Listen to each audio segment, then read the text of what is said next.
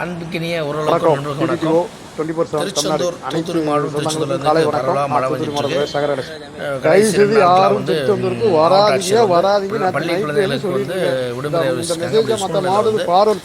போன வருடம் இதே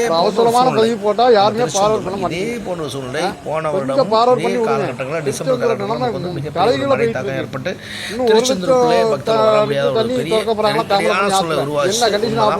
ஆத்தூர் ஏரல் போன்ற பகுதிகள் மிகவும் பாதிக்கப்பட்டு மக்கள் மிகவும் ஊறப்பட்டாங்க.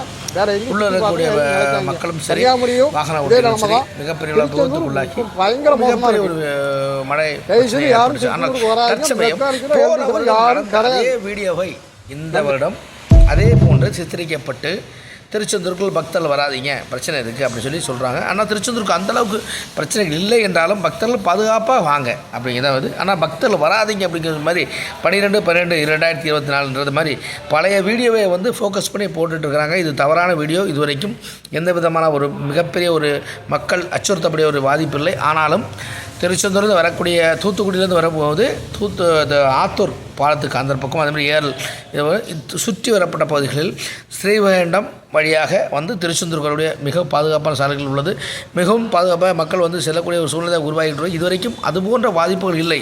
ரெட் அலர்ட் கொடுக்கப்பட்டு இருந்தும் அந்த போன்ற பாதிப்புகள் இல்லை திருச்செந்தூரில். ஆனாலும் ஒரு சில விஷமிகள் வந்து பழைய வீடியோக்களை சென்ற வருடம் 2023 வந்த வீடியோக்களை போட்டு மக்களை அச்சுறுத்தி வருகிறார்கள். பக்தரை அச்சுறுத்தி அதுபோன்ற சூழ்நிலை கிடையாது.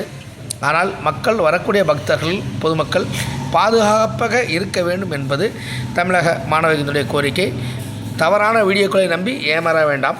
நிச்சயமாக பாதுகாப்பாக வாருங்கள், பாதுகாப்பாக சென்று விடுங்கள். நன்றி, வணக்கம்.